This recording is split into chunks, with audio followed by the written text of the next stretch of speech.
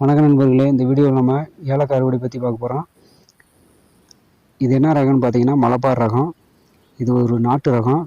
இந்த ஏலக்காய்க்கு பார்த்தீங்கன்னா அதிகமாக உரமோ இல்லை மருந்தோ தேவைப்படாது. மாட்டு சாணம் மட்டும் கொடுத்தா போதும். அது கொடுக்காமல் இருந்தாலும் அது காய்க்கிறத நிப்பாட்டாது. வருஷம் காய்ச்சிட்ருக்கும். இது வந்து பழங்கால ஏலக்காய். அதாவது இப்போ வந்து பார்த்திங்கன்னா புதுசாக நிறையா ரகம் வந்துருச்சு. ஆனால் இது வந்து அந்த காலத்து ரகம், நாட்டு ரகம். ஏலக்காய் தேவைப்படுறவங்க வாங்கிக்கலாம். இந்த ஏலக்காய் பார்த்திங்கன்னா வாசனை அதிகமாக இருக்கும்.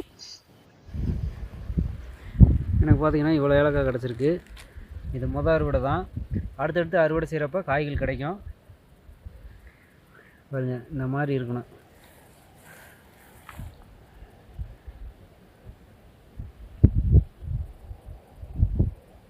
இதை வந்து அடுத்து நம்ம ஸ்டோருக்கு கொண்டு போகிறோம்.